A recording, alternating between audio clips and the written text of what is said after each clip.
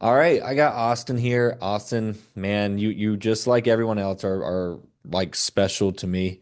I appreciate you getting on this call. Austin, he actually worked under me when I managed my first offer. It was a learning experience for both of us, no doubt about it. But we learned a lot together, and I think he's going to provide some great insight to those of you that want to know if high ticket sales is even for you to begin with. So I appreciate you hopping on, man, and I'm just going to jump right into the questions if that works for you. Yeah, no, absolutely, dude. Cool. So I remember, sorry to put it out there, guys, but there was a moment that you wanted to quit, right? Like we hopped on a call out of Yeah. nowhere, and I mean, you brought it to my attention. So I guess what was genuinely going through your head then when you wanted to quit? I had just kind of had enough. I mean, being completely honest with you, I don't know how well like you remember that, but like that was like a pivotal moment for me because the 2 months previously, it was like I think I was taking like 8 or 10 calls every single day, like consistently for 2 months. And yeah, I just remember getting to a point to where it was like I was not selling anything. And I came to you, I was like, dude, I felt like I've worked hard at this and I just want to quit. Like I want to be done because I didn't really see an alternative at that point. Yeah, no, it's tough. I don't think enough people realize how difficult one, sales is in general, but two, when you combine sales with never stopping working, it becomes a lot. And it takes a certain mindset. And when you don't see the benefits or you don't have the support, you kind of struggle, right? For And sure. for context, he had been on my team under me for maybe 3 weeks or so at that point, so it hadn't been too long. But Austin, what did I say in that conversation that made a shift for you to keep going? You told me that I hadn't been working hard enough, which I swear, and it kind of like shattered my perspective at the moment. And when you said that, I kind of got mad. But the follow-up that you had to that was you've been working hard, but like you haven't actually had the intention day to day getting better. And that was, I just didn't know what I needed to do. It was like I had the effort side of it, but I didn't have any sort of like framework or structure to actually improve every single day. So I was just showing up every day, just running the same exact sales call, expecting a different set of results. So that was kind of the conversation we had was like, hey, like, yeah, you might be putting in the effort, but your skill level is pretty much the exact same from like when you first started working here. So Yeah. that's the conversation that I remember we had because I got off the phone. I'm like, this guy's right. But I'm kind of pissed off because it's like I've been working really hard and I don't have really anything to show for it right now.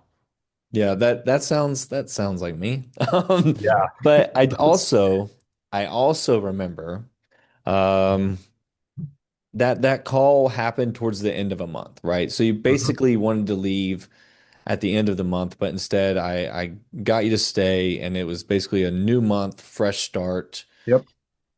What happened in that month compared to the prior two? So the first 2 weeks of November, or actually, excuse me, first 2 weeks of December, I had collected more cash, which ballpark was around 60K, than I had my first 2 months combined. So it was an immediate shift just by sitting down and having that conversation, and really just me having like a couple of things that I can actually implement to start just getting better.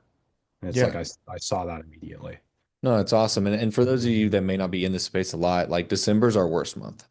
Like December's typically the month everybody's, spending on their kids, their family, their other things they have going on. So to be able to collect more in 2 weeks of the hardest month than he did in the prior two of our best months, that doesn't say a lot about like me. It doesn't say a lot about like the offer. It says a lot about Austin. Like you always had it there. It's just maybe you just needed a wake up call, or maybe we just needed to, refocus our efforts, right? I think that's always a thing. We tend to put a lot of effort into things, but we're not putting effort into the right things, right? For And sure. that's tough. Yeah.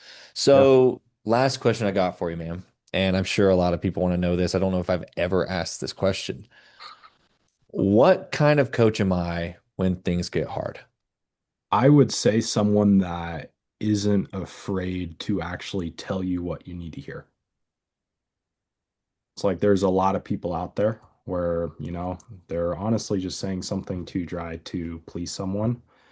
And like I was saying in the example, like you told me like how it was. And it's like, granted, like at the time, I didn't like hearing that, but it was literally the thing that I needed to hear.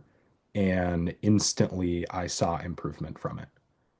So just speaking from experience, like you have always been the type of person where, I mean, honestly, you haven't just been afraid to tell someone how it is.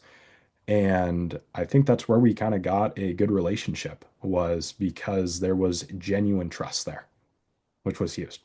Like I obviously no longer in the space I got an offer corporately to go somewhere, which you helped me to actually get to that point. But at the end of the day, it was like we still had a good relationship because I knew, regardless of what I came to you to actually talk about, like I knew that it was going to be genuine. I knew that you were just going to tell me how it was, but then also like support me in the process along with it.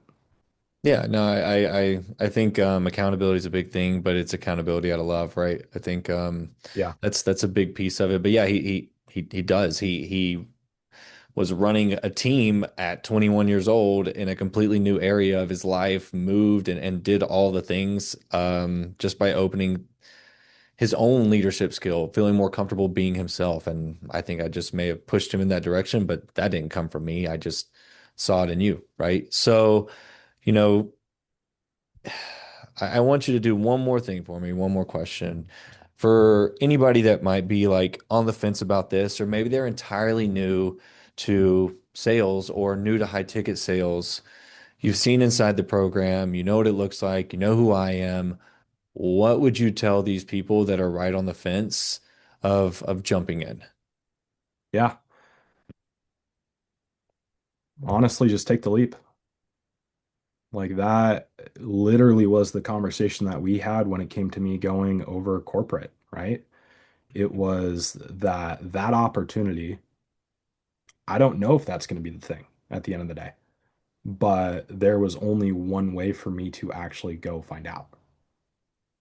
So for anyone that's on the fence, at the end of the day, high ticket sales, like that was not God's plan for me. Like that wasn't the final thing in the cards, but it was a really good stepping stone for me to actually build a sales foundation.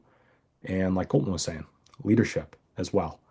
So I know there's a lot of like paid testimonies out there at the end of the day, but like I cannot be genuine enough with this. Like when I do say this, that if any one of you is thinking about like taking this avenue and at least like giving it a shot, like Colton is going to have your back genuinely, and he's going to show up and he's going to meet you halfway. And any person that's just willing to show up and work hard, it's like I know that you are going to take care of them to the best of your ability, which is rare in the space. It's like there's a lot of people to Oh where yeah. they could care less, right? It's like you're just a number, you're a dollar amount to them, but I know you care, which makes a big difference. I appreciate that, man.